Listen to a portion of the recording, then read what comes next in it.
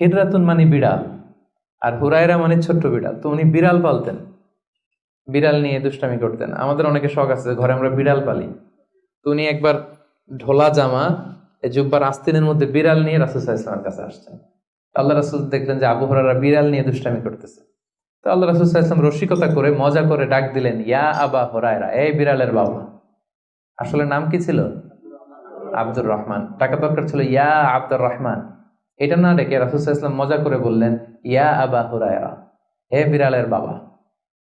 তো রাসূল সাল্লাল্লাহু আলাইহি ওয়াসাল্লাম কিন্তু এরকম মজা প্রায় করতেন, প্রায় সাহাবাদের মধ্যে তিনি মজা করতেন, রসিকতা করতেন।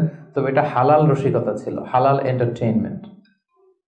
রাসূল সাল্লাল্লাহু আলাইহি ওয়াসাল্লাম একটু রসিকতা করে বললেন, ইয়া আবা হুরায়রা, হে বিড়ালের বাবা।